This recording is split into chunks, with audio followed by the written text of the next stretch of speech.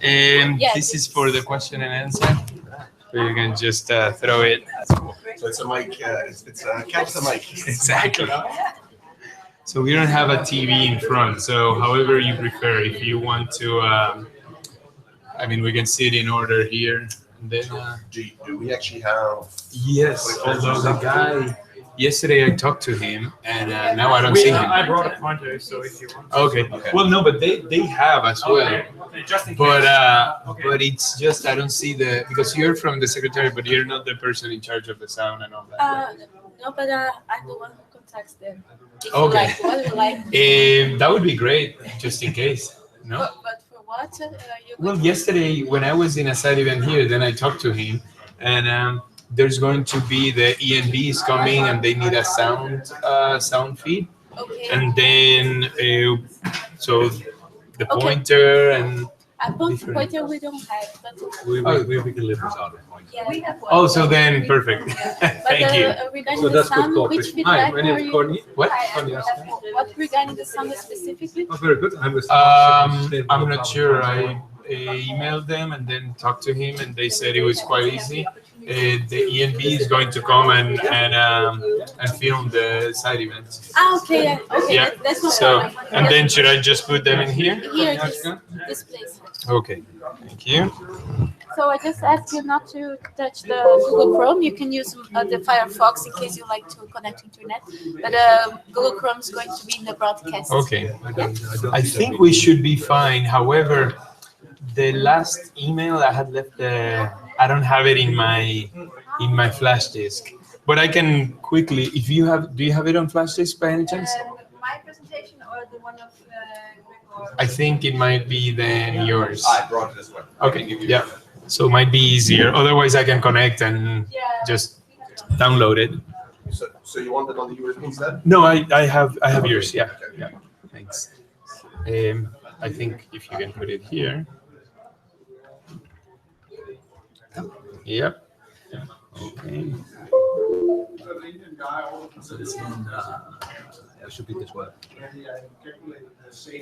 No. Oh, this one. This is Okay. PDF. Okay, good. And let's see. Okay. Where is okay? So, is it okay if I put it in the desktop? Yeah. Or yeah. Just so that it's easy for me to. Maybe then delete it afterwards. Okay. Yep. Ramon, will you collect all and send them around afterwards again? Or? We could. Yeah, I think that would be good actually. Okay. This is a blah blah. Yeah. Okay, so that's blah blah. Then let's see. So I can remove the blah blah one, or? Yes, you may. And then let's see this one.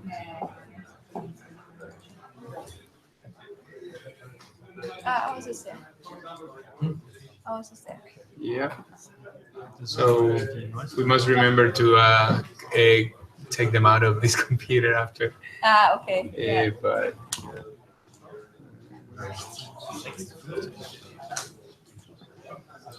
Yeah, that was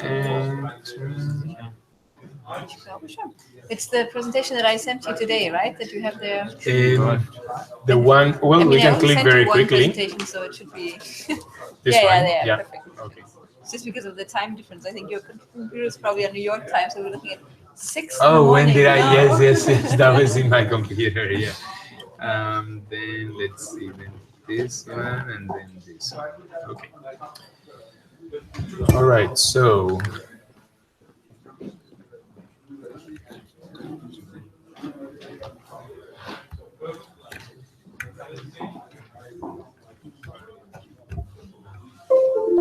So you want to see? Okay. So. What do you think? Should we sit first? Because then people cannot really see there's no obvious. Yeah, you can see our slides. Exactly. Yeah. But maybe. So presenters will stand up, or No, I mean, do you have the Yeah. pointer? if you could just start one PowerPoint to check whether it works. Let's see. And is it this? No, No, it's here. one above. Oh, here. Down there. Yeah. This one. Or this one, no? Slideshow. Yep. Okay. So good. So what? Then it should be fine. Yeah. We sit and we can click ourselves. So then maybe you whatever you either see it or however you prefer them. But the panel will keep seated all the time, or No, what I think would be better then, so that you can see each other's presentation, is that exactly maybe I'll sit here just so that I can quickly look for that one, and then when we finish, then we all sit here. Okay, good. So and then I think that should be it.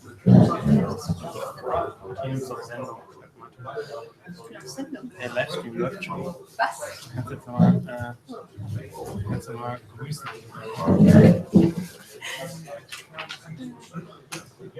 Did you already? Oh, okay. So it's this one. Yeah. And it's wow. Okay, I'm very bad with technology, and I don't own one of those. Good. So we should probably then. We got it. But we're gonna sit down for the presentation. Because I assume we need to speak at some point. I may start, and then you could like stand up. Like at the beginning, I will run through the program, and I mean, you can turn and wait to the audience, and then make the presentation, so that everybody can see. So you can sit on the front row, and then in the last half hour, everybody will come to the.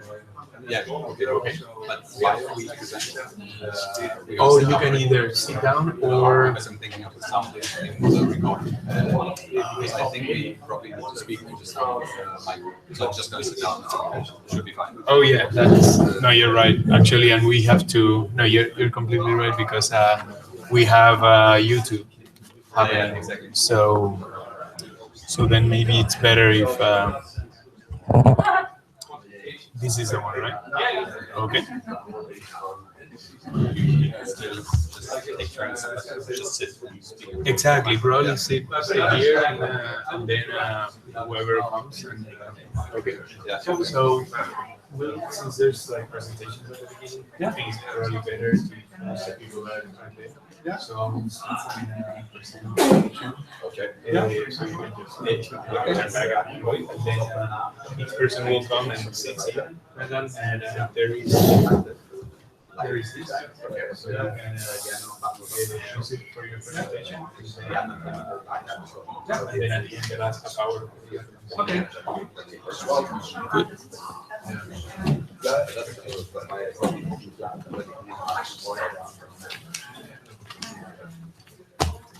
We're gonna do our hands. All right.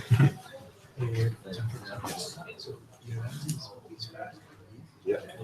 Very well. And you can say JF, it's much easier to get also.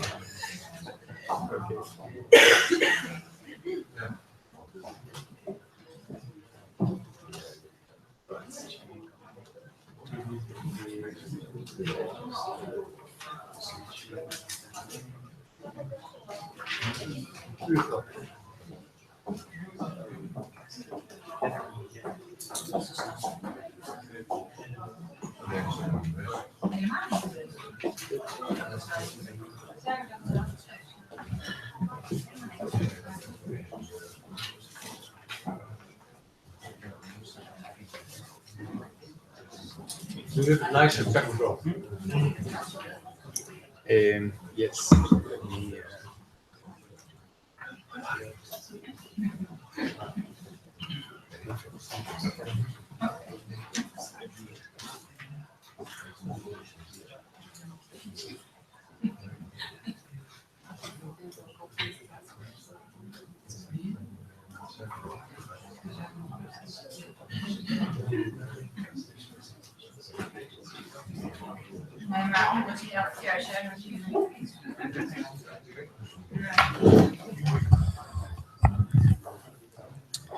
Okay, good afternoon. So we're going to start this side event. Thanks everybody for being here today. On behalf of ITDP and ZEW, I want to welcome you all that are here, and also the hundreds of viewers through YouTube, thousands probably, that will be watching live via YouTube. This is also going to be recorded, and you may see in the ENB channel a small video this afternoon.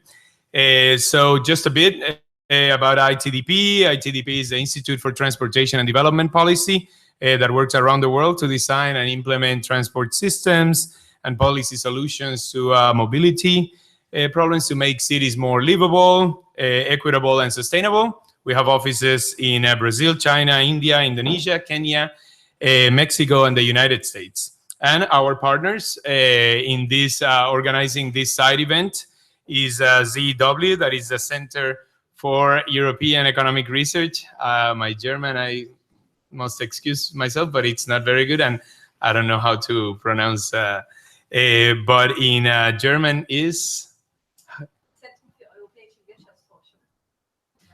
Okay, thank you, and thanks for co-organizing this. So the presenters are from the Environmental and Resource Economics Environmental Management Research Department at ZEW.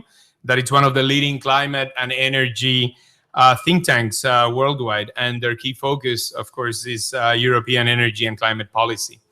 Okay, so to tell you briefly how the side events will go. So we will have about an hour of presentations and then half hour of question and answer.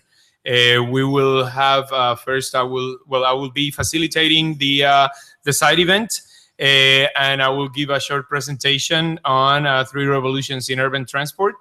And then after me, you will hear from Cornie Huizenga. If you're gonna wave to the audience, he's the Secretary General of the Partnership on Sustainable Low Carbon Transport. He will be presenting an actionable vision of transport decarbonization. So basically, how to implement the Paris Agreement aiming at net zero emissions in the transport sector. Then after that, so basically those 2 presentations set the framework for decarbonization of transport, and then we will have talking about more real life examples. So we will hear from Gregor Pawlowski, who is the country manager for BlaBlaCar Germany. And BlaBlaCar is the world's largest carpooling platform, and has more than 40 million members worldwide. After that, we will hear from J.F. Gagné, who's the head of Energy Technology Policy Division in the Directorate of Sustainability Technology and Outlooks at the International Energy Agency. So he will be addressing how electromobility supports decarbonization of the transport sector. And then after that, we will hear from Catherine von Gravenitz from ZEW, who's the coordinator of the Research Area Mobility, the Department of Environmental and Resource Economics, Environmental Management at the Center for European Economic Research. And her work focuses on pricing, carbon, and regulation. And she will present the research that is done together with her colleague, Dr. Martin Kesternik, who is here as well. And he's the deputy head of the Environmental and Resource Economics at the Environmental Management Department of ZEW. And finally, then we will have 2 presentations on country specific. That is the first one. We will hear from Pacifica Ogola, who is the director of climate change programs coordination in the Directorate of Climate Change at the Ministry of Environment in Kenya. And last but certainly not least, we will hear from Marcel Boekeboom, who's the climate envoy for the Kingdom of Netherlands. As an envoy, he has also the double mandate of representing the country internationally when it comes to climate, but also represent climate nationally as well. So he will be, Netherlands is showing a lot of leadership in this sector. So we'll be hearing from the Dutch experience, the NDCs, and also from shipping. So very quickly, I will start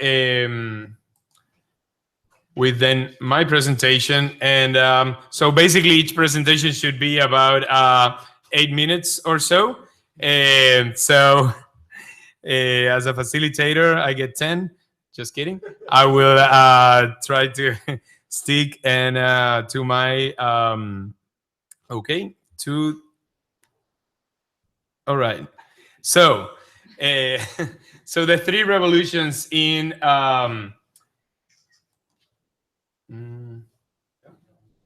should be this one, no? Okay, this one. Okay, so so basically, I'm going to talk about a report that ITDP released just 10 days ago, actually, or 2 weeks ago, that talks about the 3 revolutions in urban transportation, maximizing benefits of vehicle electrification, automation, and shared mobility in urban transport by 2050.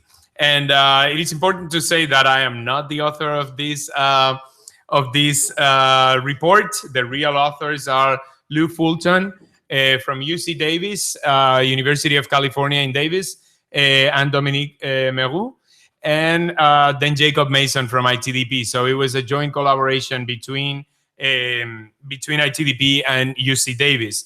And this builds up on some research that for those of you who are in our networks, we have released in the last couple of years 2 previous studies that basically is study as scenarios if there is a high shift into different modes of transport, like walking, I mean, several modes, walking, cycling, mass transit. But this one focuses on 3 major revolutions that were not included in the previous studies.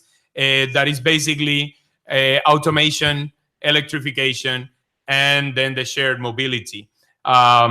Just quickly, the methodology was comparing different scenarios by 2050 and its impact in terms of CO2, energy use, costs, etc.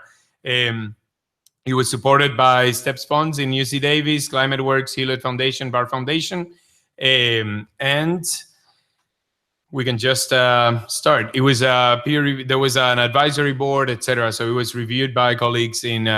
Some of you are here as well. So in terms of the study, it builds up on the concept of revolution. So you had a long time ago, over 100 years ago, the concept of streetcars. No, that was a revolution. When the automobile came about 100 years ago, it really changed the way people moved, right? Then, of course, with airplanes, etc. But right now, we're in the middle of experiencing a revolution in terms of vehicle electrification, right? Access to low carbon vehicles and fuels. Then also shared mobility, real time. This represents less vehicle use, and then automation. That it's something very recent, but that has a lot of potential in the future. Just to give you a rough guide on how we analyze this, basically we had a business as usual. Would be the first scenario here. Then and then we would, in terms of use of automation, then this scenario would contemplate very low automation, low electrification, and low shared vehicles. And therefore, in terms of reaching the 2-degree goal, we wouldn't get there if we continue doing the same things that we do right now.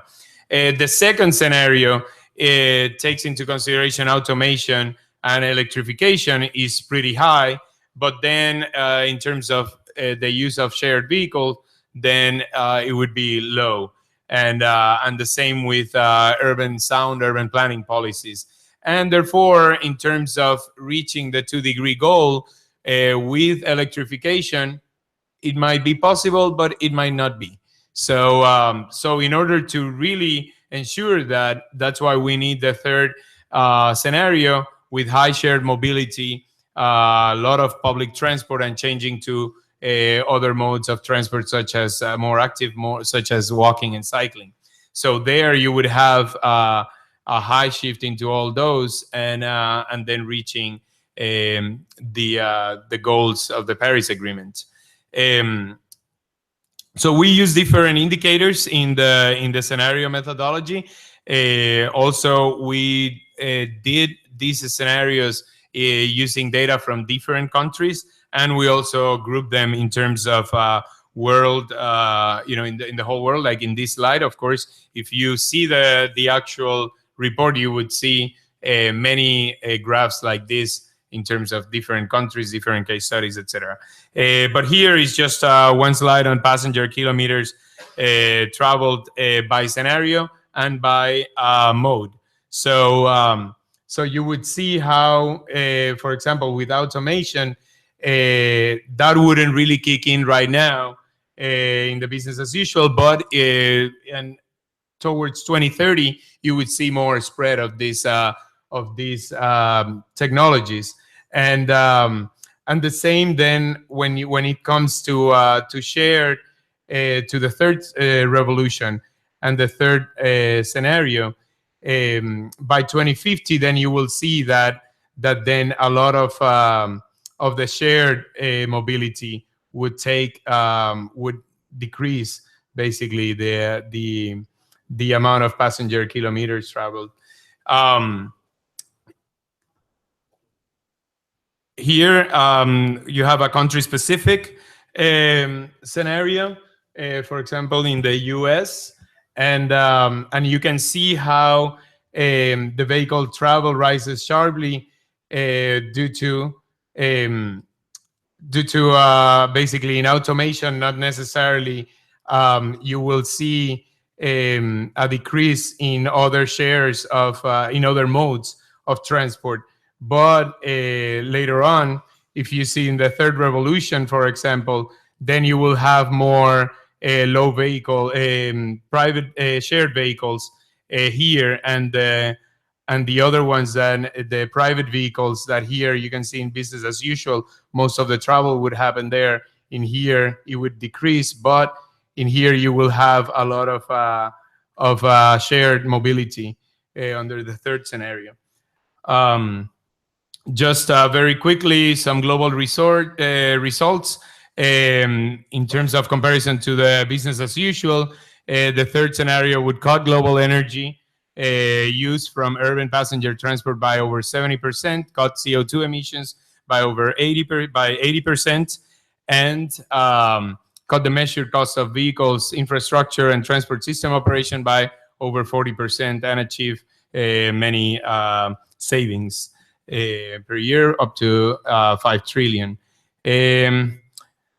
So then, of course, like any study, there are many assumptions, and to have these scenarios, to have these scenarios become a reality, you would need many supportive policies. So, for example, in the first scenario, automation, you would need a lot of the leading countries at the beginning remove restrictions on driverless car, address safety issues, privacy, labor market issues. The same for in the second scenario, and electrification. You would need subsidies, mandates, restrictions, infrastructure permitting.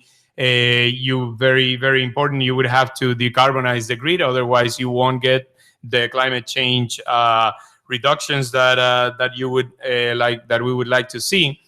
And for the third scenario, that's where you would need actually even more intervention with land use policies that make sense, and investment in other kinds of infrastructure that would support that.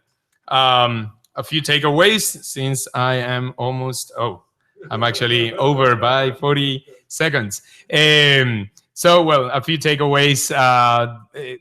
Actually, we can just skip, and this is just a summary of it. And here you can see how the only way that you can really reduce and get to the 2 degrees and also reduce the fleet would be through the third revolution. So thank you very much.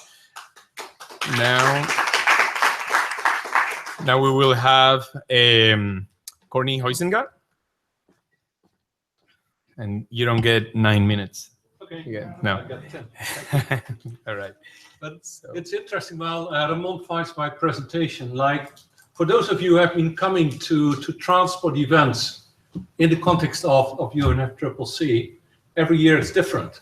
Like, if you see that how we are developing, it is a very rapidly changing sector. So, like, we started working 10 years ago, and the first year was more of the same. But if we look at what we're presenting in the last years, it really is very much clear that the world is changing. Ramon, can you move over a little bit? So the title of my presentation is We Will Move Ahead. Which we thought was a nice transport pun as well. But this was a picture which was taken in Marrakesh at the end of the COP last year. And it really shows, let's say, the resolve which was there in Marrakesh, that we say, like, yes, we understand that the world that we are living in is changing. On the one hand, it is changing along the lines that Ramon was indicating.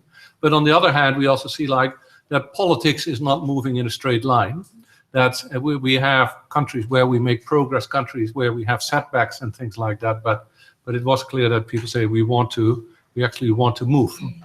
The SLOCAT partnership is a partnership of 90 organizations. And here we have some of the people who make our work possible. So thank you very much, including to ITDP. And our mission is, how do you get sustainable transport in global policies?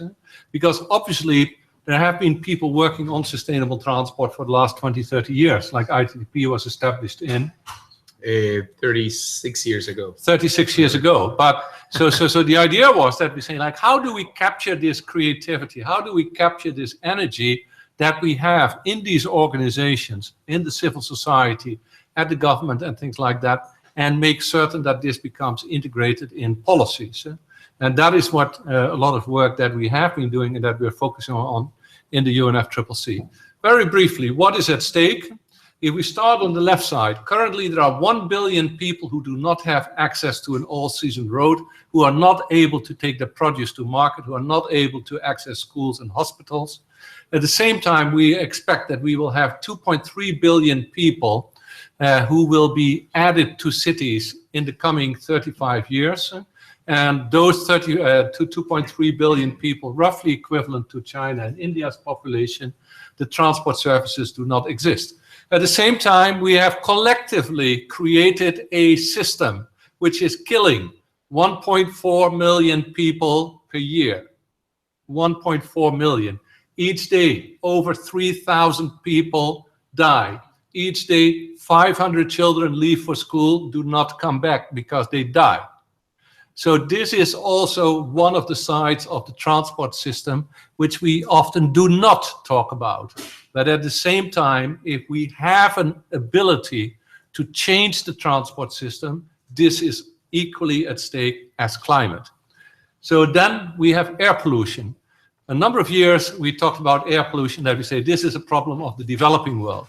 But in recent months, we increasingly see that this is also being brought up in the developed world as well.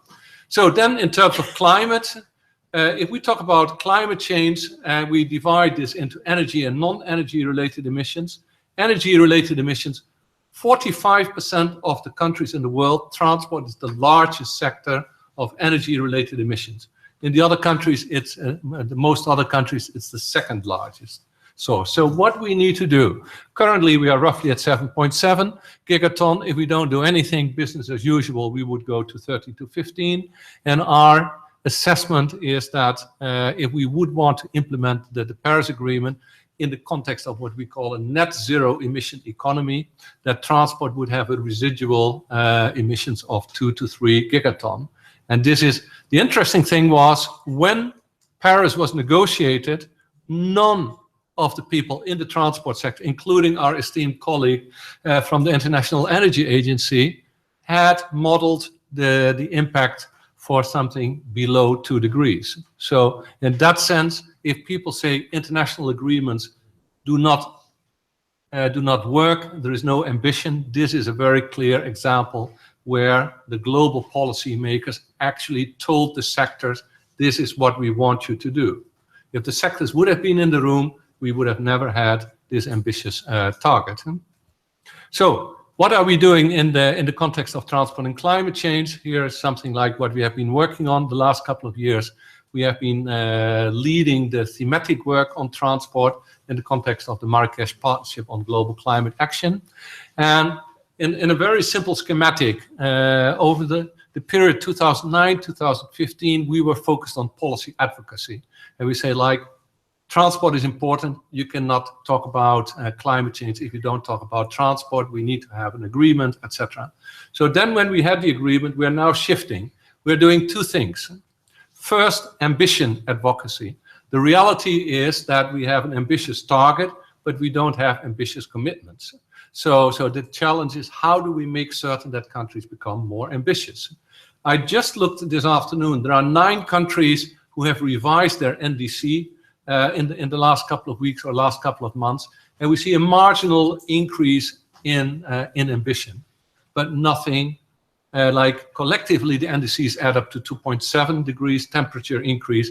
Even I would say, like, if we follow the trend, what these 9 countries have done, we would still be above 2 degrees. The second thing that we're focusing on is implementation advocacy, is that we say, like, if you commit something, you need to do it. And that is sometimes easier said than done. So, but this is also where we want to work with them. So this is traditionally the moment where we hold up a document, which is called the Global Macro Roadmap, an Actionable Vision to Decarbonize Transport. And we have a number of copies for those of you who do not have a copy. But what we want to do is we want to set the direction. How do we get from where we are now to 2050? Coming back to the presentation from Ramon, where he talks about these 3 revolutions. So how do you set milestones for these different actions which are required under these different revolutions? And in addition for freight, in addition for shipping, in addition for aviation, and how do you move collectively as a global community towards that direction? And this is, so there are 8 components in our roadmap: urban transformation, low carbon energy supply, modal efficiency, supply chain, unnecessary travel, rural solutions, adaptation, and economic instruments. And so what we are doing is that we are creating these milestones. This is a process which has been discussed widely with a large number of stakeholders, and so we are increasingly building consensus around this. So this is, I think, a new story in our daily newspapers. And what we are seeing is that these are stories that the world is changing along the lines that Ramon had indicated. When we started Slowcut 10 years ago, and we said, like, this would be the headlines in 2017, we would have said, maybe, but we didn't expect that. And like yesterday, there was a think tank in Stanford University which produced a report which says that the Americans in 8 years from now will no longer be driving internal combustion engines. And what we are seeing is that parliaments are discussing this and are voting on this. I see that I need to move on a little bit. So the time is right for what we call is a Transport Decarbonization Alliance. We see that there is political attention for transport. We see that countries are starting to define their mid and long-term decarbonization plans. Countries like Germany in the Climate Action Plan talk about 80% reduction. Sweden, which has a climate law in front of Parliament, has similar ambitions as well. And we are seeing that the private sector, DHL, this big tower next door here, one of the largest logistics companies, says we will be at 0 emissions in 2050. We see that there is a mechanism within the UNFCCC, which we call a facilitative dialogue, which encourages us to scale up ambition. We see that there is growing willingness to have partnership approaches between state and non-state actors, and we think that the transport sector has done its homework, that we can actually do this. So in the Decarbonization Alliance, which we were discussing last week, Friday, with a number of stakeholders. We want to bring together countries, regional and business leaders to provide political leadership, give visibility to the leaders in the field, and to raise the profile of transport and raise the ambition. And there's a whole structure, obviously, behind this. What do we expect from the TDA members? That they commit to work towards decarbonization of transport by 2050 or shortly thereafter, that the participants support the general principles of the macro roadmap, and that they either have formulated these ambitious action plans with interim targets, or that they say that they are willing to do so, and that they are willing to share information. And we thank you for your attention and the action that you will also take. Thank you. Thank you, Cornie. So now we're going to talk about specific policies, projects. Okay, so, and I don't know how to make it, I guess, here. Oh, no. Okay. I don't know myself. Okay. Okay, good. Okay. Good afternoon. My name is Greg Pawlowski. I'm the country manager for BlaBlaCar for the German market. Mike, can you hear me? Yeah. Okay, great. First of all, I would like to thank the Center for European Economic Research and also the ITDP, yes, for inviting us and for giving us this opportunity to talk about our vision for low carbon future mobility and transport, and to also show what we are doing at BlaBlaCar to help achieve these goals. I need to click myself, I guess. Yeah. Okay. So as we are mostly active in the area of long distance passenger transport, I wanted to draw your attention to passenger transport between cities in Europe. And when we look at that area, 76% of travel is still done by car, even more now a little bit. And this amounts to a total of about 3 billion rides between European cities per year, which we think is quite a lot. But there's one major problem, and that is this.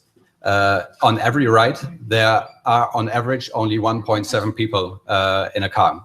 So when you think back at that number of 3 billion that I just mentioned, of 3 billion rides between cities, this amounts to almost 7 billion empty seats in the back of cars that are basically wasted. It's resources driving around that are not used efficiently. And this is basically, this is our main business. This is the problem we want to solve.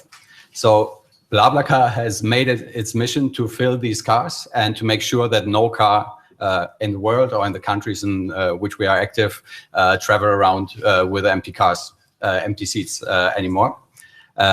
So how does it work? I mean, we're an app, we have a website, and if you are a driver and you want to travel from city to city, let's say, or from a city to a rural area, you offer your ride on our platform. You say, I have 2 seats left in my car, and then passengers can just go to our app and book these seats, and then they pay the driver online and they travel together, and the car is used more efficiently. By now, we are active in about 22. We are active in 22 countries. We have more than 40 million users, and about 12 million people travel with BlaBlaCar every quarter in all the countries combined. And just as a frame of reference, so British Airways transports about 10 million people per quarter, and the Eurostar about 2.5 million per quarter. But what does the future hold? So I think when we have also seen that in the previous presentation, when we think about urban transport, it's pretty clear that car ownership doesn't really make sense. When you think about congestion, when you think about parking spots, it's just inconvenient for people. So here, public transport and, for example, ride-hailing apps like the ones shown here on the slide are probably the way to go, plus shared mobility within cities. However, when you think about the rural area and about long distance, we are quite convinced that car ownership will still play a major role in the future and will remain important to people, mostly because it's just convenient. And there are a couple of underlying reasons for that. Firstly, cars are frequently the most, well, often also the cheapest, but also the most convenient way to travel from A to B, especially when you think about rural areas or when you go from cities to rural areas. As a driver, you have the freedom to choose when you want to depart, so you're much more flexible. And there's also an emotional aspect that we shouldn't forget, I think, to car ownership. There are only very few people that truly love to drive, so that have a car because they really want to drive. But in most cases, they just want to own a car that caters to their needs, that fulfills their specific needs. And often people also consider it as an extension of their private space. So when you think about it, the baby seat in the back that you chose with your partner, or the tennis racket in the trunk, it's basically an extension of your private space. And we think it's unlikely that this will change in the future. And you could even strengthen this point when you think about autonomous cars, because then your car could actually turn into basically your living room or your office on wheels, basically. There's a second aspect why we think that cars will still play a major role, and that is the alternatives in rural areas and also sometimes on long distance. They're just not as granular as a car network. So when you think about buses or trains in rural areas, sometimes it's very difficult to get around. It's much easier using a car.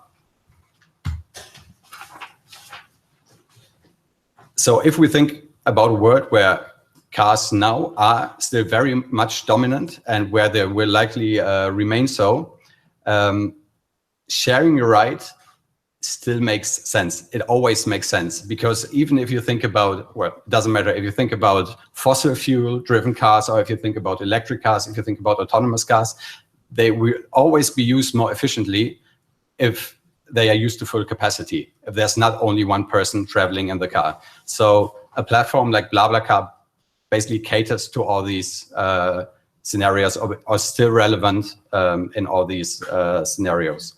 And the beauty of such a platform is the more people are using such a platform, the more efficient and also environmentally friendly travel by car gets, and the more granular the network gets. And so it becomes more convenient for people to use this network and share the rides instead of driving alone. So what have we achieved already? So when you think back to the 1.7 people in a car on average, when you look at the BlaBlaCar community, there are 2.8 people in a car. And in France, our home market, basically, we're a French company founded in Paris, it's even 3. So the occupancy rate of a car is much, much higher than the average. Of course, it can still be increased further, and this is what we're continuously working on. And this makes travel more efficient and more fun on top of that, because we know from our members, especially many drivers, they don't come back necessarily for the economic reasons, but because they travel a lot maybe, and they also want to have company in the car, people they can talk to. So on top of all these advantages of sharing, we have also started a prototype in the German market. It's a partnership with the My Climate Foundation.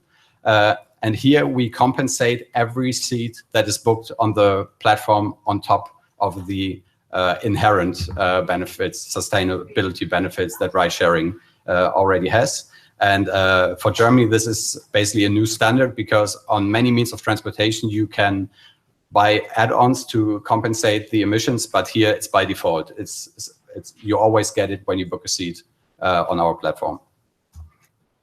And finally, we also see a behavior shift of people using BlaBlaCar, because as soon as they, especially on the driver side, start using it, after a while they become passengers. So they don't use their own car every time anymore, but they also share rides with other people, basically taking cars off the road. So we're, of course, very happy about all these victories that we could achieve, but there's still a lot of untapped potential when it comes to carpooling. Just want to give 2 examples in the end. One is the whole aspect of corporate carpooling, because often people on business trips, they cannot offer their rides. So here we are currently talking to companies to explore with them if they would be open to letting their employees offer their rides on a sharing platform. And the second is daily commuting. And here we started a prototype in France in the beginning of May. It's called Blabla Lines, that addresses specifically the needs for people that are on daily commutes, which is a little bit different from planned long distance travel, which we focus on at BlaBlaCar. Thank you very much. Good. Thank you very much, Gregor. So next we will hear from Jean-Francois Gagnier from the International Energy Agency. And, oh, sorry.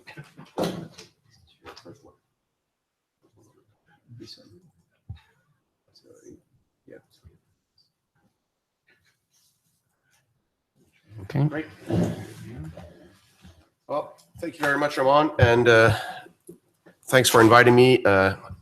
The IEA is always extremely happy to be able to bring some of our analysis, some of our views, both to the climate community, but also in different sectors, because what we try to do when we do our analyses of how the energy system can be part of a sustainable, affordable, and secure economy, we basically try to look at opportunities with all technologies and all sectors. And the transport sector, as was mentioned by Cornie and by Ramon, is really one of the sectors that has a huge impact in terms of how we can plan the use of energy worldwide. Now, I'll just start off as an energy agency with a bit of an overarching picture, just to repeat or put some numbers behind some of the things that were discussed a bit earlier on.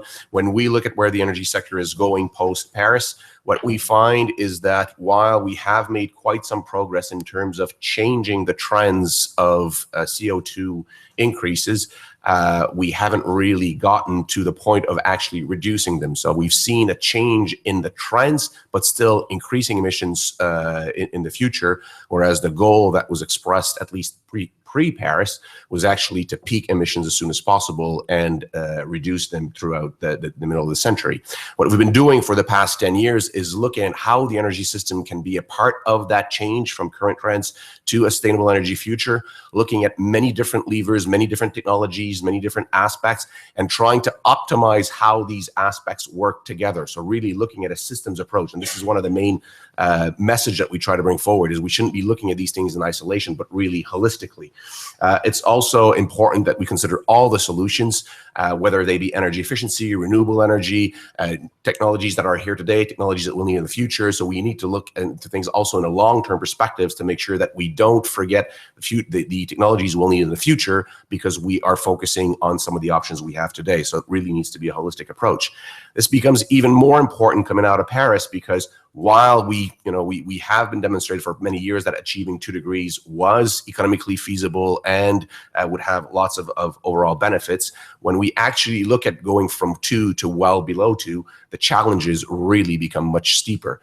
This is a graph that shows the remaining emissions under a 2 degrees curve for the different sectors. And there are 2 main messages that are important in that respect. The first one is, if we look at the end of that period, you can see that the power sector is actually already fully decarbonized by 2060. And so remaining emissions are in those areas that are much harder to decarbonize, much less point-centric, and have much broader impacts on overall economic growth. So basically industry and transport. In fact, industry and transport together account for about 60% of the cumulative emissions. But what we shouldn't forget is that power still remains a huge portion of those cumulative emissions. But the problem is, half of those cumulative emissions will be emitted in the next 10 years. And so on the power sector, the issue is really fast tracking whatever we can do to decarbonize it. Now, the main point here is, when you decarbonize the supply side, you actually get opportunities in terms of what you can do on the demand side. So for example, in the case that we're going to be discussing today, when we think about electromobility makes a lot of sense when you have a decarbonized sector, power sector, But it's also very useful to start decarbonizing now, because that added electricity demand can actually provide options for the decarbonization of the power sector itself. So it's these interactions that become very important. Nonetheless, what we're going to be focusing now is on transport, but transport is a part of that whole overall holistic approach. Now, when we look at how to decarbonize transport, again, we suggest a very holistic approach. It's not just about technology. It's not just about reducing the carbon footprint. What you really want to do is look at what we call an avoid, shift, and improve strategy. As Cornie mentioned, first thing you want to do is avoid unnecessary travel. So basically that can be done through better urban planning, better logistics, so that we don't have to travel to access the same level of services. The second part is shifting the travel demand to more efficient modes, moving from private vehicles to public transit, moving from one car occupancy to multi-car occupancy, moving from trucks to rail, and so on and so forth.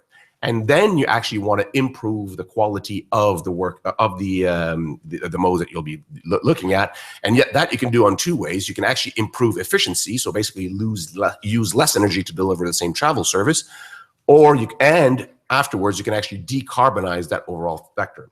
So we've done quite a bit of work in the past few years to try to see how these levers play together. And what I show here in this graph is there are opportunities when we look also at OECD, like developed countries versus developing countries, the challenges and opportunities are quite different.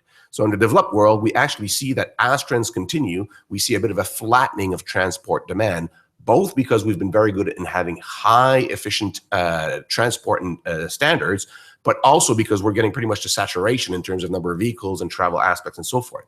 In the developing world, it's quite a different story. Huge increase of demand of services, much older base in terms of vehicle stock, and less mature policy aspects make for a potential very high increase in terms of transport emissions.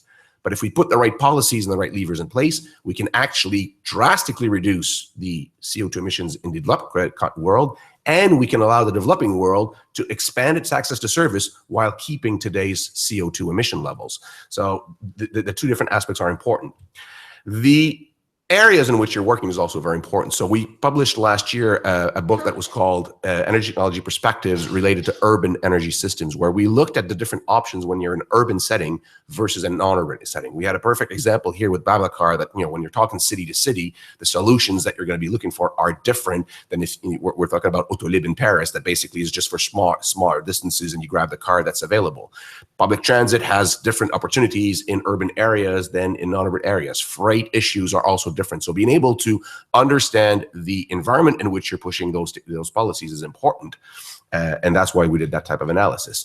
The second aspect is on the vehicle efficiency. So we've been working very hard through a partnership that is called the Global Fuel Economy Initiative, looking at how the efficiency of vehicles has been evolving over the past few decades based on which type of policy levers, and then providing advice back to countries in terms of which policies work best under what setting. And we're doing a lot of training and capacity building with our partners, FIA Foundation, UNEP, and many others, in terms of bringing that knowledge to the policymakers so that we can really have them develop the right policies that work best in their setting. And then finally, of course, moving to low carbon fuels. Now, this can be in the case of, for example, long distance, looking at biofuels and some other aspects. Now, what I'll be talking a lot is about electrification, because as Cornie also pointed out, we see huge trends, huge things happening in that respect. But we also see a huge potential for much more happening.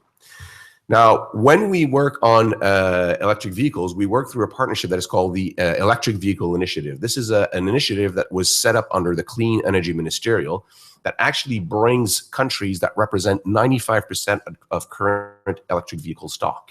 The purpose is to bring the leaders of the world together, have them exchange best practices, so that first they can learn from one another because they are already very proactive and very committed to it, but also so that we can extract those best practices and then disseminate them elsewhere and allow others to join the pack. And so while this is a small set of countries that actually are active participants in the global EV, in the electric vehicle initiative, we as the IEA then bring that information back to a much broader audience to be able to get some of the lessons learned from the work being done in that group. Now, some of the findings that we find when looking at this, the very good news is that when we look at how electric vehicles have been progressing over the past few years, we find there's been a consistent exceeding of sales year after year, and a very encouraging trend in terms of moving electric vehicles into the mainstream aspects. This is still very, very dependent on having the right policies, having the right support, having the right training, having the right type of information moving forward. But at least what we're saying is that those policies are paying off.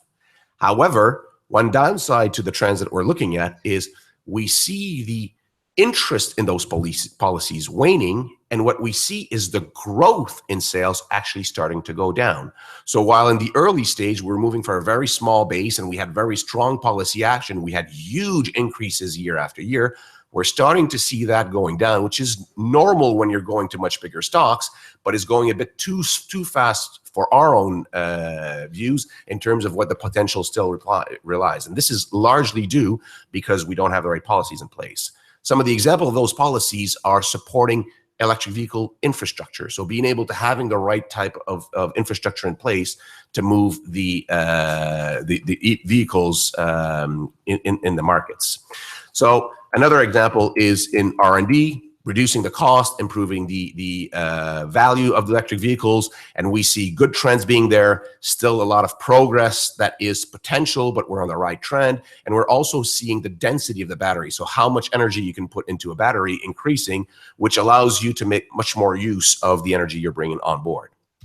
And then finally, one of the main points that we're bringing about is that we actually see that when governments actually set themselves target, when they are working together to really push things forward, we're seeing some impacts. So if we look at the current trends that I've just been indicating, we're seeing that, yes, there is a much higher role that EVs can play. But if we look at what governments are actually trying to do, we see that there's much more ambition being put forward, and we're trying to support that ambition. We're trying to get people to join that ambition, because when we look at the full technical potential, what we see is that there's a huge, huge potential that is still out there. And in fact, we're currently working now with the EVI countries on what we call a 30 by 30 campaign to really try to raise that ambition level as high as possible. This will be discussed at the next Clean Energy Ministerial in June. And we're hopeful that this will really bring a lot of people forward, because we do believe that collaboration is key in this. We've been running for the past 40 years an energy technology network that brings together scientists, policymakers, economists in many, many different countries, way beyond the typical IEA membership. We've been working as the secretary to the Clean Energy Ministerial to bring the leading countries together. We're working with Mission Innovation in terms of bringing the R&D forward. And so it's bringing all these initiatives together to achieve each part that will really get us to the goal. So I'm hopeful that this will help in steering some of the discussions at the later panel. Thank you. Thank you very much, and Francois.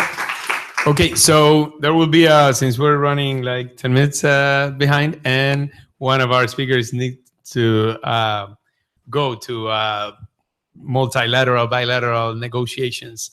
We will hear next from one of the country delegates from Pacifica Ogola from Kenya. So if you can please come to.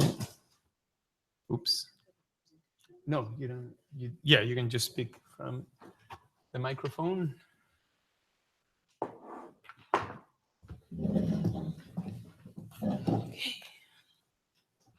So thank you very much for inviting me. My name is Dr. Pacifica Ogola from the Ministry of Environment and Natural Resources.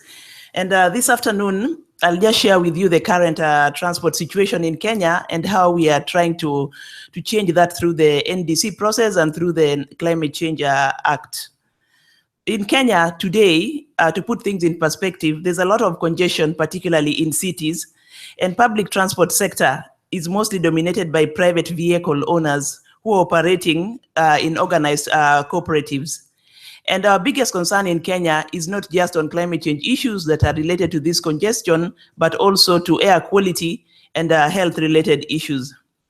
And also, substantial amount of family income goes to transport systems in the city, because a lot of people pay up to $2 to $3 for transport per day to move around the city, because it's public, it's privately owned. And also in Nairobi, despite the congestion, 50% or more than 50% of Nairobians live in the slum areas. and do not have access to transport and are forced to walk to work. So we wonder what is the reason why we are still having this congestion, which I'll discuss later on.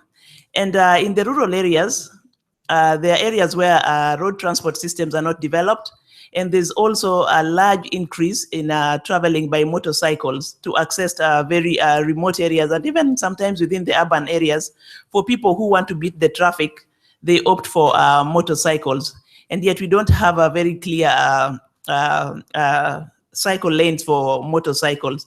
And in our country also, there are a lot of old vehicles, which will also significantly contribute to emissions. And over and above this, as we move forward, the population of Nairobi currently stands at about 5 million people. It's projected that by 2030, we'll be having about 14 million, by 2050, we'll be having about 14 million people. And by 2030, 50% of Kenyans will be living in the urban areas. And therefore, that calls for a clear planning strategy that will enable to cater for all this increase in population.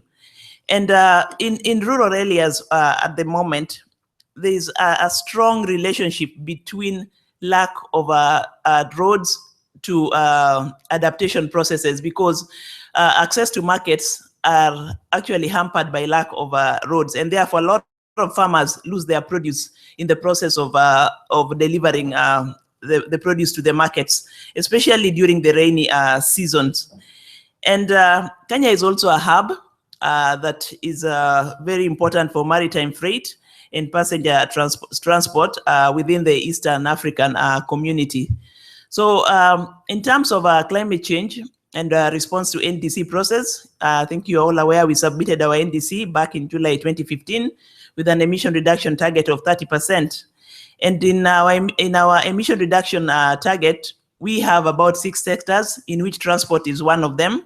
And we've also ratified the Paris Agreement and enacted a Climate Change Act. So this NDC will be implemented through our Climate Change Act, because our Climate Change Act requires that each sector develop a mitigation action plan, which will be included in the National Climate Change Action Plan. We are currently in the process of developing our second National Climate Change Action Plan, through which the interventions from all sectors, including the transport sector, will be met. So basically, we have proposed some interventions through our NDCs. Of course, they are not as elaborate as the presentations that I've seen here, but they include, for example, climate-proofing roads, and of course, enhancing public transport system by having mass rapid transport systems and light rails, and also trying to build resilience in sectors. For example, in when you're doing a road construction, most of our roads are normally washed away during the flood event. So we need to come up with ways of building resilience in our roads and protecting our ports from sea level rise. Maybe having a more friendly user cities by having model connection points where people can bike and at the same time take a public mass rapid transit system. But all these are just in our plans. We haven't really started implementing some of the projects. So to implement the NDC and to achieve our emission reduction targets, we need to have a national level mitigation strategy for this sector. We are working closely with the transport sector to develop a climate change action plan, and also to support the sector to implement the requirements of the sector under the Climate Change Act, and also to help them look for opportunities to decarbonize the transport master plan. And we are also in the process of improving our greenhouse gas inventory for this sector, because we did one for the second national communication, and we see the need therefore, because in the past we were focusing on negotiations, but now we have to do a domestic implementation of our NDCs. And therefore, we need more reliable and quality data that we can later on report. And we are also working on strengthening institutional and reporting structures for the NDCs, as well as for the implementation of the Climate Change Act. Other than the data and institutional capacity, we also need to train our people, particularly the people who are now sitting on the climate change desks for readiness and reporting. And in the long run, we also have to develop our long-term mitigation pathways for this sector so that we are able to integrate this with our transport sector master plan. Thank you. Thank you very much. Thank you very much, Ms. Ogola, and for offering that perspective from, especially from developing countries. We are sorry that you have to that you were called into a meeting and cannot be for the rest of the panel, but it was good that the audience could see that perspective. Kenya for us is we hope that it will become one of the models for NDC in the transport sector. So we look forward to continue working with you. So next, we will hear from Catherine von Gravenitz from the Center for European Economic Research. So you have the floor. Thank you very much. So I'll be talking about how we are going to bring about this change, how we're going to provide the correct incentives. And this presentation is based on joint work by myself and my colleague Martin Kestenich, who is here, but also present and past colleagues at the ZEW in Mannheim. So, so if you read the roadmap, which I suggest everyone do, because it's a very interesting document, you'll see that there's a lot of talk also about the missing incentives in transportation, the missing incentives to provide this revolution, to start the revolution and keep it going. And what we keep coming back to again and again is we need a price on carbon emissions. So I'm going to be talking about different ways to bring about such a price. So the basic problem is that there are different, so we want to abate emissions from transportation, but we have several different points along the fuel chain that affect these emissions. So one thing we could do is to reduce the carbon content of fuel. And we have, for instance, in the EU Fuel Quality Directive, which specifically addresses this issue, requiring a certain part of biofuels to be in the fuel that's used in the EU. We also have policies that concern fuel economy in cars and other vehicles used for transportation. So vehicle emission standards, labeling, vehicle taxes on circulation, registration of cars, bonus-malus schemes.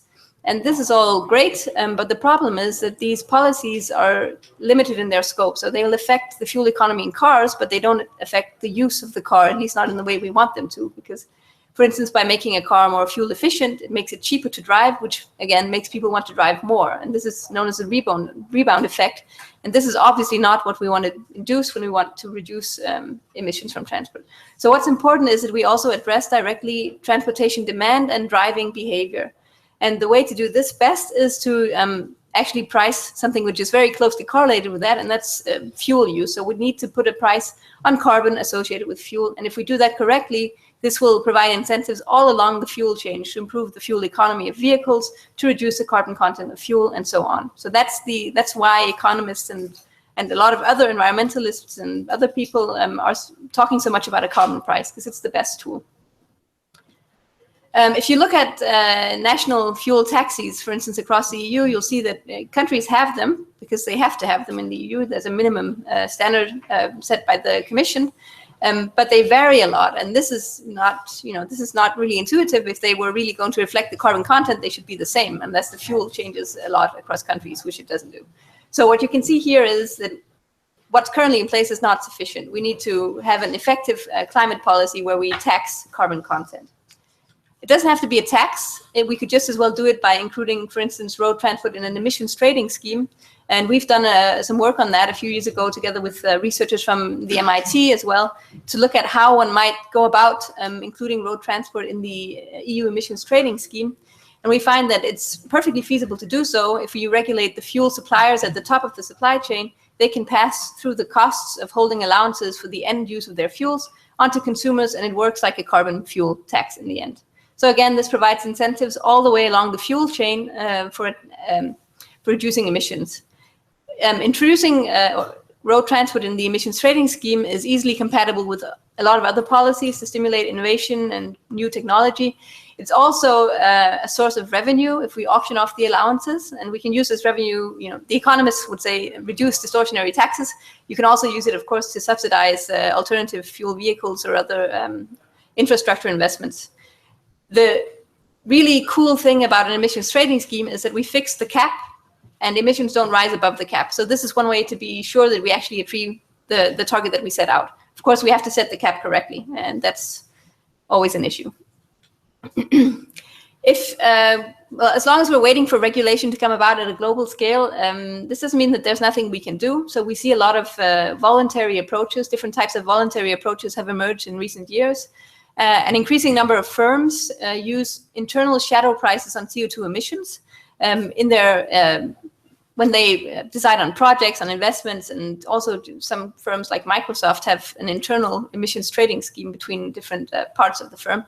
But using such kind of shadow prices on CO2 is a good way to include regulatory risk for firms which may face in the future a carbon price if there isn't one currently in place.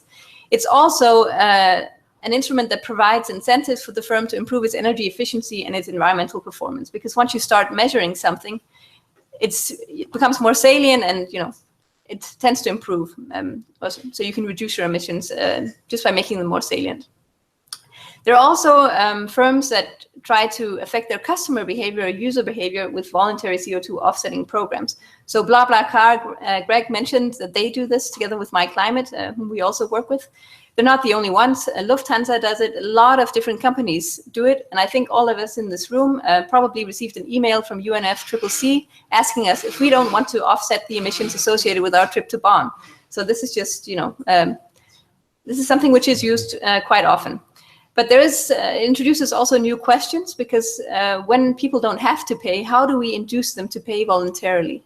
How can we make them internalize the emission costs of their trips voluntarily without forcing them to do so? And we do research on this question at the ZEW, together with partners in the field, to find out what kind of incentives work.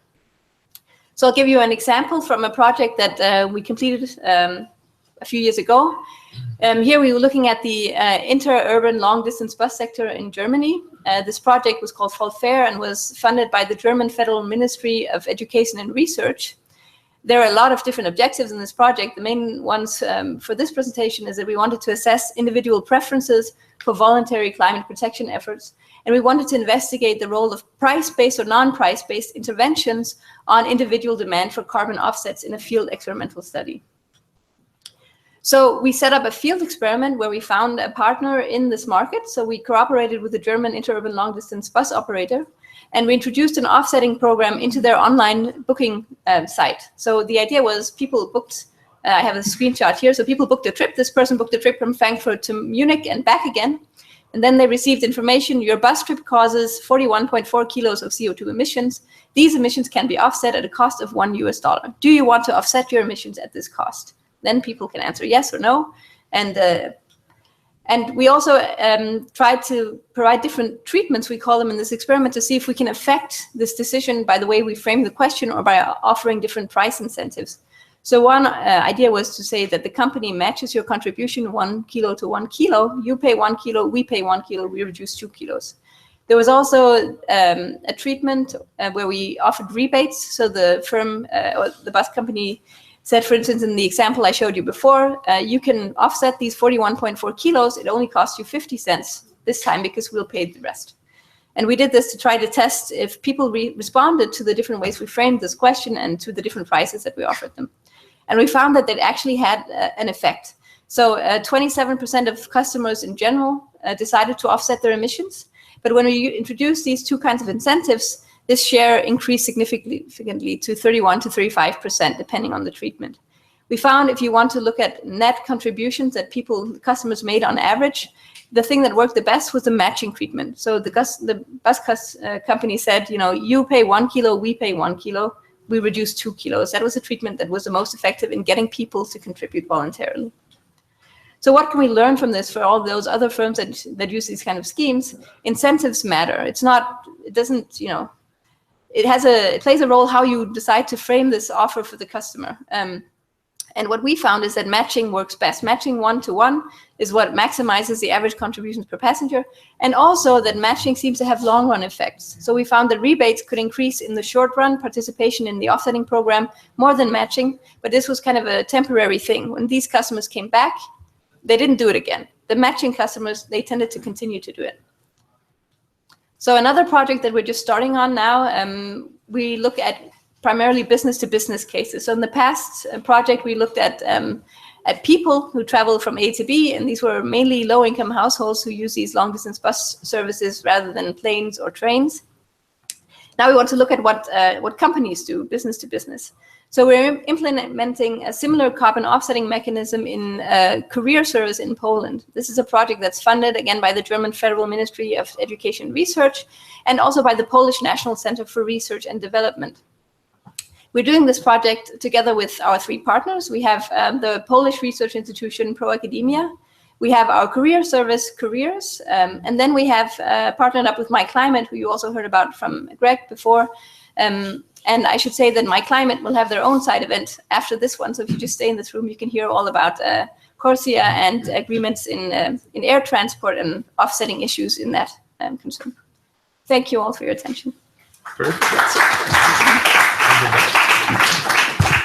Well, thank you so much, Ms. von Gravenitz. Okay, so finally, we will have another perspective from a country delegation.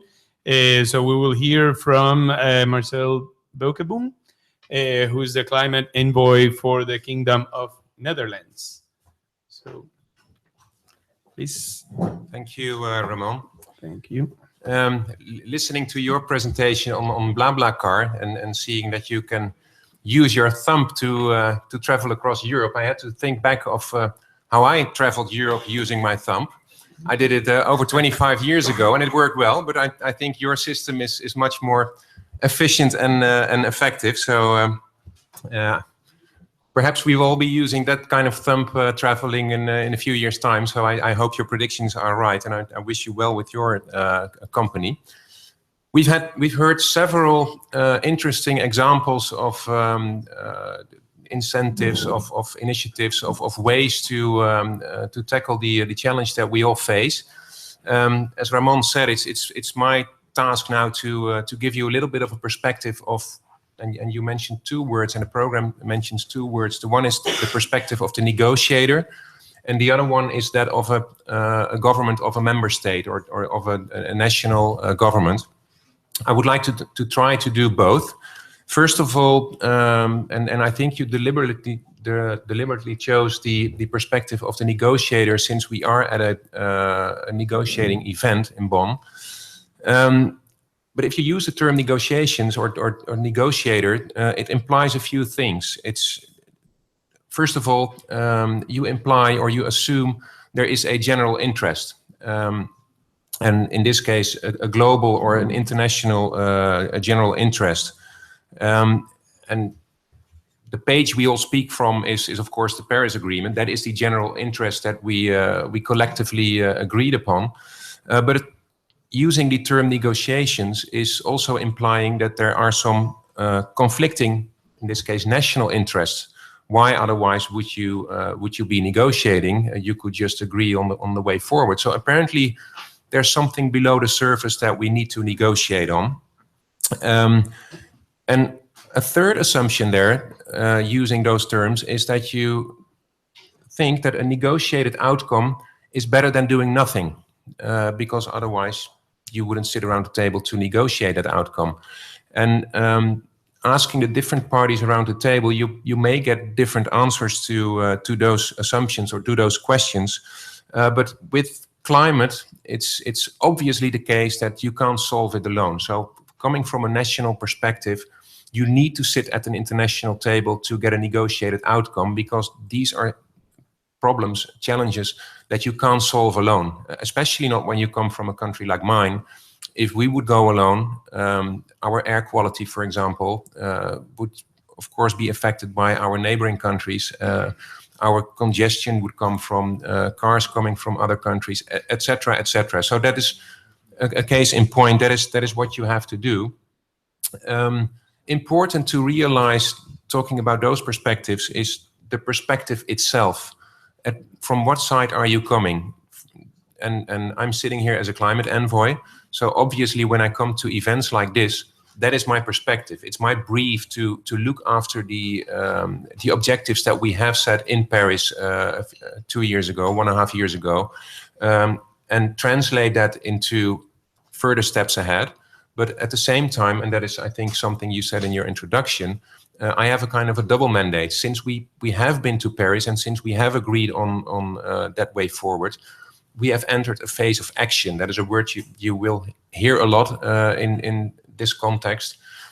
We have to implement. We have to really get to results.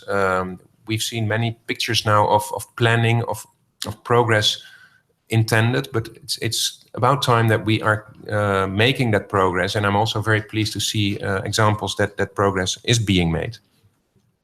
A second thing to realize, and that is important, is the level of zoom, by lack of a better term, you use. If you really look closely, for example, in this case, to a sector, you might not see what is happening right next to you. And we have seen some examples on that one as well. Just looking at the car alone or just looking at public transport alone may not get you to the goal that you want to go to, and not even looking at the sector itself. The question is always broader. At the same time, and I like to say, climate, the policy field of climate doesn't have edges, doesn't have borders. There is also no one-size-fits-all solution. So you have to zoom in, zoom out to see what you can do, but always think of the context in which you operate. I always have to think of a quote of Henry Ford, who said that if we would have looked very closely at the challenge at hand on transportation then, or improving the horse carriage, if you would have asked the people that were producing horse carriages, they might have come up with a better horse carriage. But he came up with something else, a engine that could power the car and allowed them to travel longer distances. So again, the level of zoom is important. What was alluded to as well, a third thing that I think is important is the language that you use. I saw that from the research that you presented. It's the framing, that was the term you used. Approaching different target groups, and there's a lot of research that went into that. You may have bigger effects on the kind of language that you choose, and that also has to do with the political orientation of the age, the gender, etc. So I won't go very deep into that, but it's indeed an important one.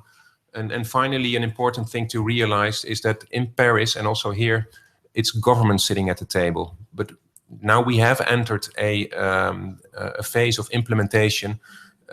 Governments are not going to implement this all, by far, I would say. So you have to think of who else should be at the table and who else also brings the expertise. And I'm glad we see that here happening. I will speed up. Because I was also asked to give a little bit of a perspective from a member state, from in this case the Netherlands, and it was interesting to listen to my colleague from Kenya to kind of hear similar challenges that they face. Some of the processes, some of the dynamics are the same. You talk about air pollution, you talk about congestion, you talk about the new way of looking at people are connected, how your economy operates. That is not different in a country like the Netherlands. Of course, scales differ, the level of development differs, but those, let's say, macro questions are the same. In the Netherlands, some of those are pretty urgent, since we are one of the most densely populated countries, at least in Europe. So we try to work hard on that. We also think we have a bit of a comparative advantage on some of the issues, like on electric vehicles. We have a well-developed grid of charging stations already in the Netherlands. with saying that, with using the term comparative advantage, and I use that deliberately, I enter the economic domain as well. And that those are two worlds, climate and economy, that can be married, in my opinion, in the Dutch opinion. So, and just getting back to my introduction on negotiations, if you realize there are interests, you can also pick and choose from those two sides of the same medal to marry those interests and to make progress. Because some may sit back and think, well, I may lose some of that economic interest. This specifically in this field, I think there's a lot of potential to turn that around and also see there are earning models, and the car industry, I think, is a case in point. There's a lot to be earned if you have to, in the case of the Netherlands, we set the target of 2035 to have all electric vehicles on the road. Someone has to sell those cars, so a lot of money is to be earned there. Experience is another one that we think we have some. I mentioned the electric vehicles, also on urban transportation, public transportation. The national trains in the Netherlands all run on wind energy since last year. I think quite an accomplishment, but it's one way of greening the public transport. Of course, we have a little bit of a name when it comes to biking. And that is experience that we were happy to share, but also there's a lot to learn from that because biking, especially on short distances, is a good alternative. We are facing a big transition, and we have to accelerate that because the figures that we just saw, first of all, the graphs that all had to narrow down to 2050. But if you looked at the percentages that we are now, for example, for electric vehicles, it's still 1-2%, and there's a long way to go. I'm sure there are tipping points, and all of a sudden, when the infrastructure is right and people accept the idea of those alternative forms of transport, it may go fast. Look again at this little thing here. I was using that thumb only 20 years ago.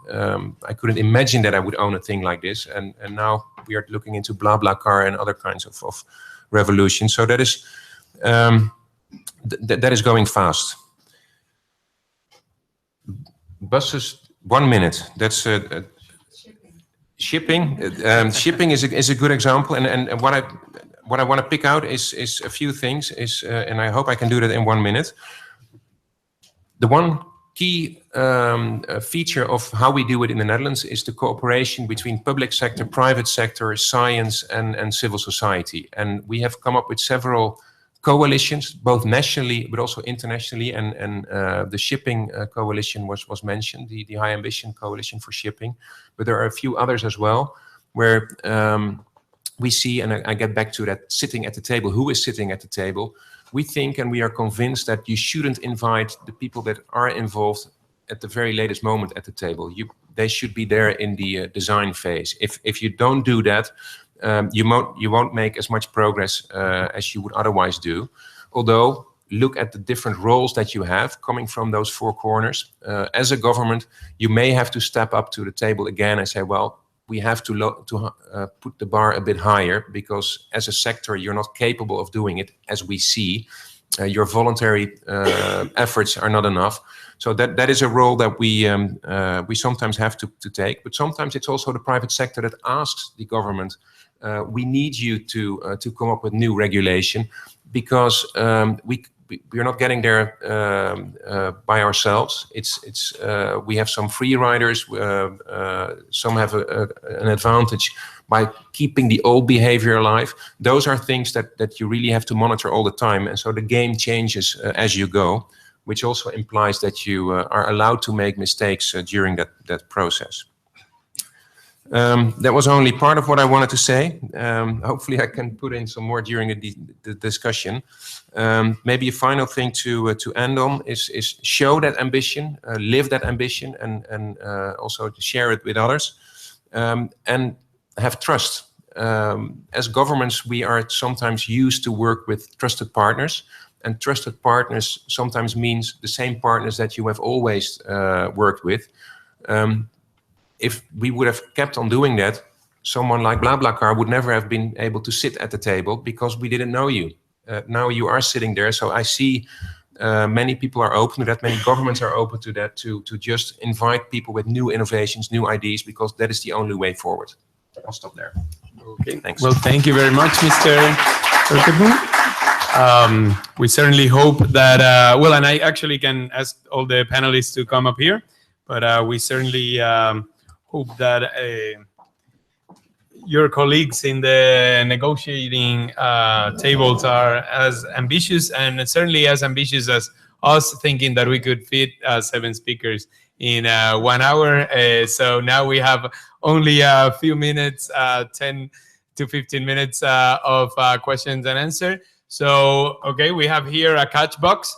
So hopefully we can pass this around to, then you will speak into the catch box so that people miles away can hear us. Okay, so, wow, this is going to be challenging. If somebody can catch this. And, oh, there you go. Oh, well, this became a basketball game. Okay, so we will take 3 questions. So if you can raise your hands, and we will have a series and then one round of answers. Yeah, thank you very much. I'm a delegate from Ghana. I'm Joseph. Yes, you said 3 questions. I have 2. Right. First of all, the ambition to have electric vehicles in Europe. Right. Now, the existing fleet, where are you going to take them to, or damn them to? I guess the same Africa. Because let me tell you, Ghana, we have an energy refrigerator efficiency program where we are promoting energy efficient refrigerators. We have a law banning import of such refrigerators to the country. And you know where they are coming from? Most of them Europe. The shadow officer is here. We try many times talking to the embassies, and they use laws act to circumvent, and then many will still coming. Find a way to control. So I will not be surprised that these very vehicles that you are banning in Europe, it's money. You are going to ship them somewhere. And unfortunately, most cases landing in this so-called dark continent. That's my challenge. So how are you going to put policies in place to ban this or to stop them from being shipped to the European or relatively weak countries? 1. Then 2, let me ask you that you and the second presenter, cost implications of using electric vehicles from Sudan. I guess you consider that in your scenario, in your projection. I didn't see any scenario because its cost going to remain the same. Now, if you're talking about electric vehicles, then we're talking about batteries, right? The batteries, is it still going to be lithium batteries?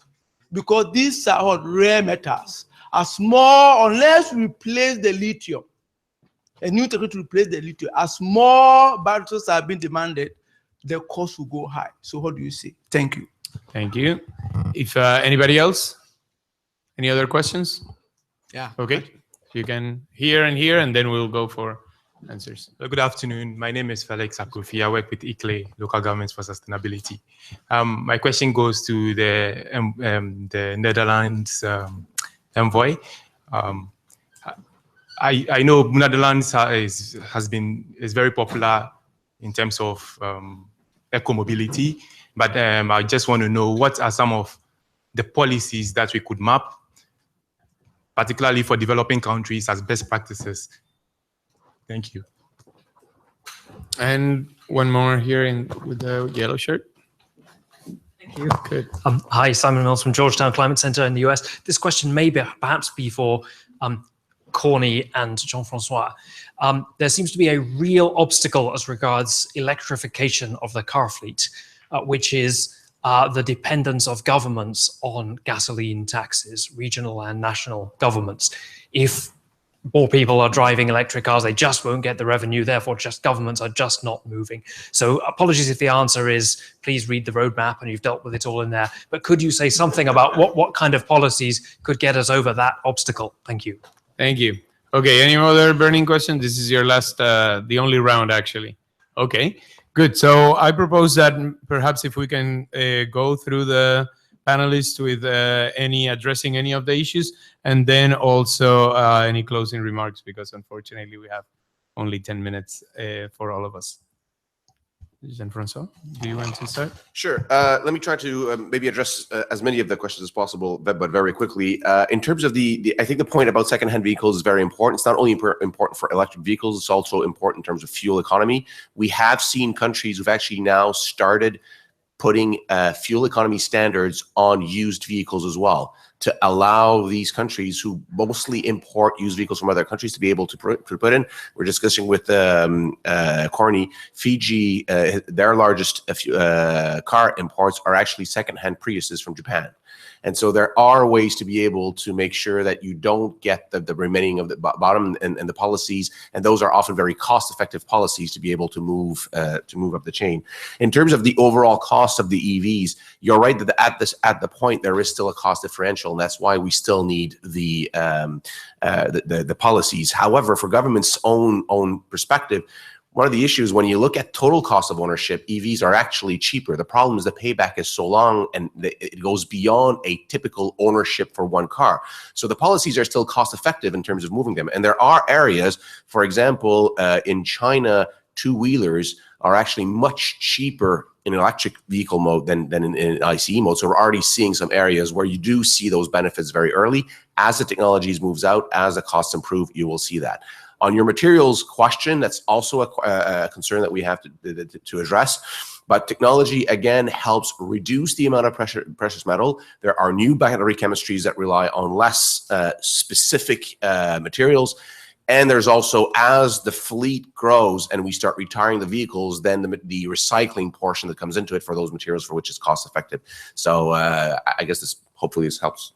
Yeah, thank you. And I think like what is important is not to look at this as an issue of 2 or 3 years, but we're looking a transition within industry takes typically 35 to 40 years.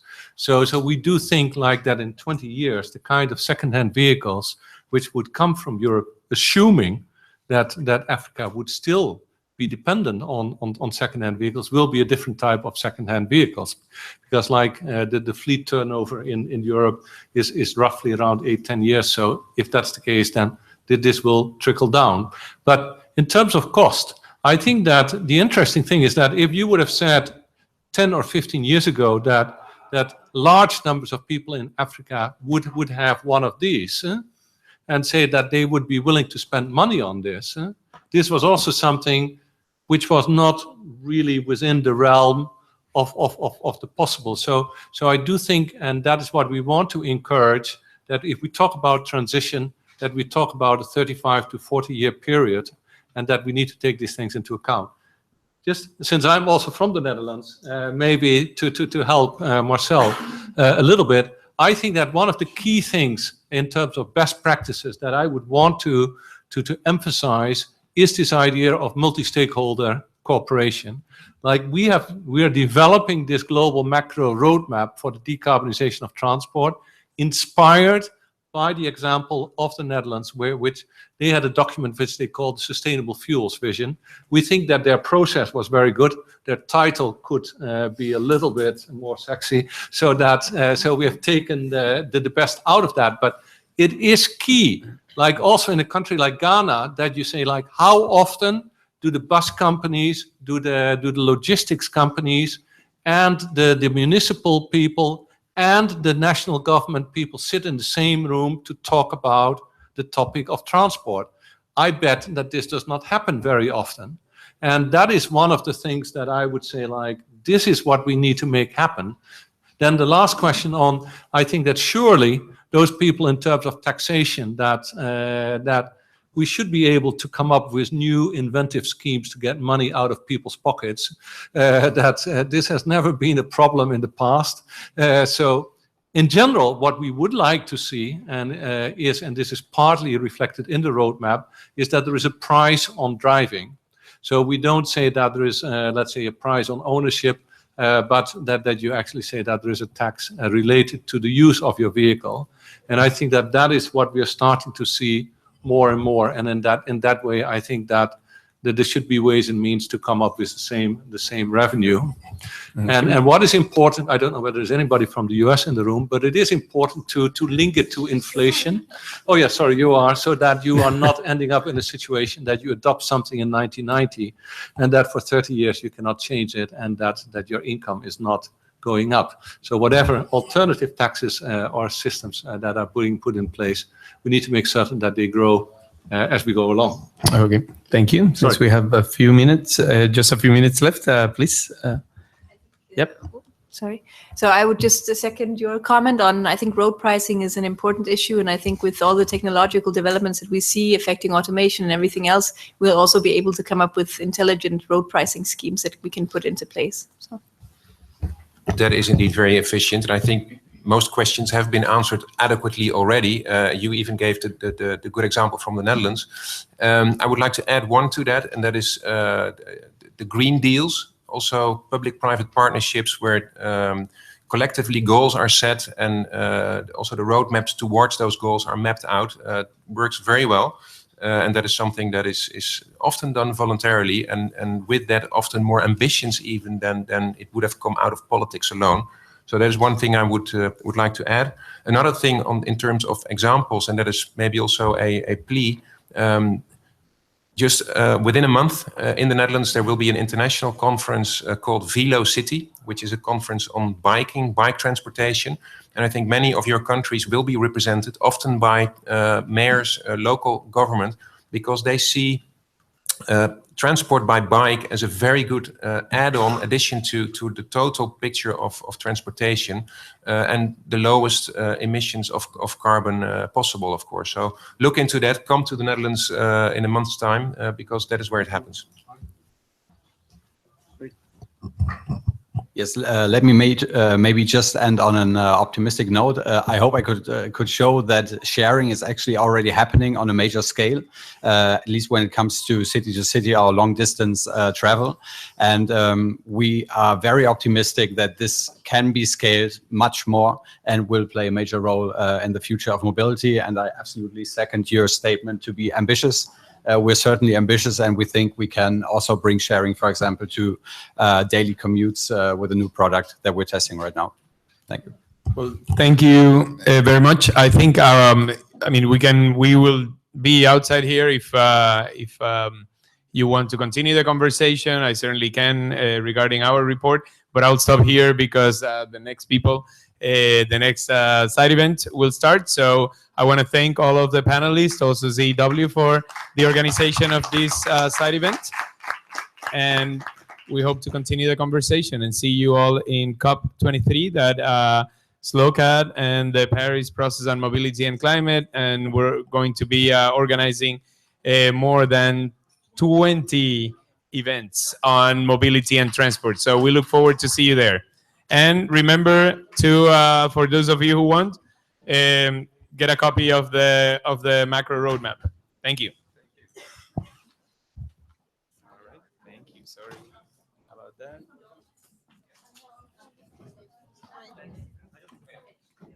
I don't know if you want to. Should I just take it out?